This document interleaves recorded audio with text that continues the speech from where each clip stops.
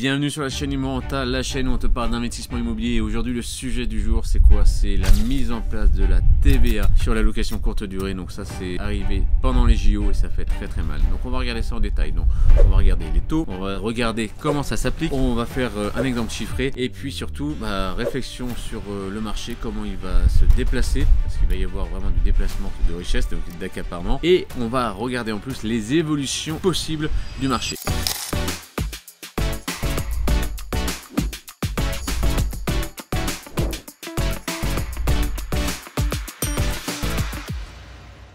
Et ouais, tu l'as vu, malheureusement, pendant les JO, qu'est-ce qui s'est passé? Eh bien, il y a eu l'application de la TVA à 10%. Les sénateurs l'ont voté, l'ont mis en place direct, on n'a pas notre mot à dire. Et comment ça s'est mis en place? Comment ça se fait que c'est justifié? En fait, comment tu tombes directement dedans? Ils disent, voilà, si en dessous de 85 000, t'es pas assujetti. Et si tu fais l'absence de service para-hôtelier. Ah, on a peut-être une solution. En fait, le truc, c'est que les petits malins, ils ont mis absence de service para-hôtelier. Service para-hôtelier, tu vas voir que t'es pile dedans. Déjà, la première chose, c'est comment ils ont fait, c'est qu'ils mettent nettoyage des locaux réguliers. Donc le ménage, bah ouais, t'es dedans. Ok, pas de bol. La fourniture de linge de maison, draps, serviettes et tout. Bah oui, forcément, tu le mets, boum, t'es dedans. Le petit déjeuner, bon alors ça, on est très peu de personnes à le faire en France et tant mieux parce que c'est vraiment encore un autre métier. Et puis enfin, accueil personnalisé. Tu vas dire, oh bah c'est moi, j'ai une boîte à clés. Non, la boîte à clés, ça devient un accueil personnalisé. Donc du coup, tu tombes à 3 sur 4, bim, tu es assujetti à TVA, même si tu dépasses pas le seuil. Donc tu vois très clairement qu'ils recherchent de l'argent et le marché de la location courte durée en France est 11 milliards. Donc 10% de ça, l'État se met bien, il récupère 1 milliard pour un taxe. Hyper rentable. Sauf que pour nous, c'est moins rigolo. Alors, je vais te faire un exemple chiffré. Pourquoi c'est moins rigolo? Parce que, imagine, en caisse 30 000 balles de loyer en location courte durée à l'année, 10%, en gros, ils vont te prendre 3 000 euros. Et ça, c'est pas très drôle. Et donc là, il y a deux solutions. C'est soit tu acceptes de perdre la marge, je suis pas très fan de cette solution-là, soit tu répercutes, du coup, une hausse de 10% sur tes nuitées. Là, le problème, c'est que le particulier, lui, il va prendre ça dans les dents. Mais ça va te permettre justement de ne pas perdre ta marge. Mais peut-être que tu auras moins de taux d'occupation parce que tu seras plus cher et comme la concurrence est forte, tu vois bien que c'est un peu le serpent qui se mange la queue. Après, pour éviter de perdre totalement cette marge, on peut faire un peu des deux et aussi recoller un peu sur les frais de ménage. Parce qu'en fait, cette perte de 10%, tu vas mettre sur les frais de ménage parce que ça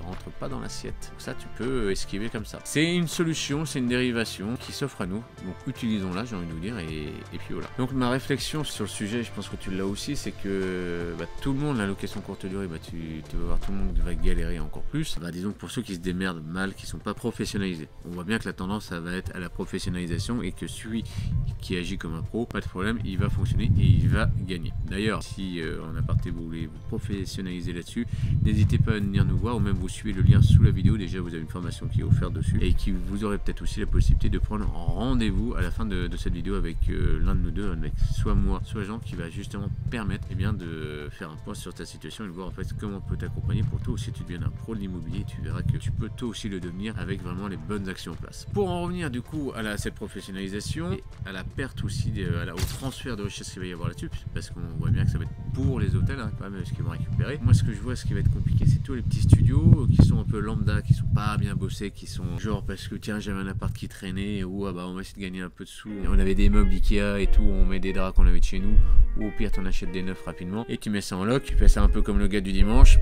Toi tu vas disparaître. Malheureusement, pourquoi? Parce que tu fais des nuits à 40 balles, parce que tu t'en fous vraiment d'avoir une grosse rentabilité, tu vises plus le taux de remplissage et tu fais les ménages toi-même. Tu vas voir que en te prenant 10% supplémentaire dessus, ça va encore te bouffer de la rentabilité. Ça pour toi, cette typologie là, elle va te compliquer. Pour ceux qui ont des plus gros logements, ça sera plus simple de sortir son épingle du jeu et puis avec l'astuce que je vous ai dit juste avant. Mais quoi qu'il arrive, il va falloir se professionnaliser, aller dans des produits et investir dans des services de plus haute qualité pour pouvoir justement récupérer la marge et garder et survivre sur l'immobilier. Et quand je dis survivre, c'est même vivre correctement l'immobilier. Parce que si on fait de l'immo, c'est bien pour changer nos lives et prendre un maximum de cash flow. Ça a toujours été le nerf de la guerre et on continue là-dessus. Et donc une des évolutions possibles, comme tu le vois, c'est quoi? Ça va être une réduction de l'offre de la LCD et je pense qu'on va aller là-dessus. Ceux qui sont un petit peu, comme je disais, du dimanche ou qui faisaient une chambre à la nuitée ou qui faisaient des trucs franchement pas terribles, un peu dégueulasses, eux vont disparaître et je trouve sincèrement que c'est pas plus mal. Pourquoi c'est pas plus mal? Parce que en fait, faut faut pas se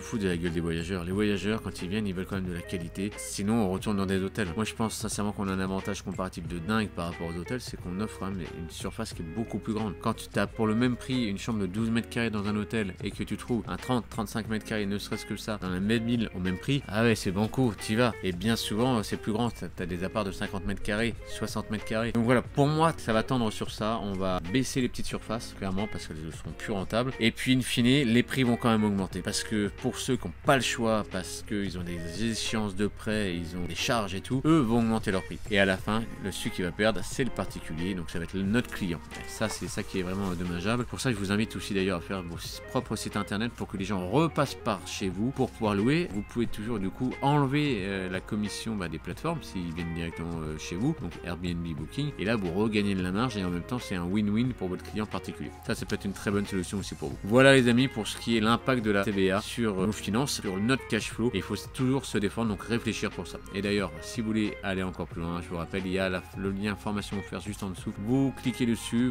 elle est disponible, elle est gratuite. Vous la regardez et si vous voyez et vous sentez aller investir et pousser sur vous-même, je vous invite à prendre rendez-vous. Vous pouvez prendre rendez-vous avec nous, avec soit moi, soit avec Jean à la fin de cette vidéo. Allez les amis, je vous embrasse et puis n'hésitez pas à partager cette vidéo et vous mettez aussi des pouces, ça donne toujours de la force. Allez, ciao.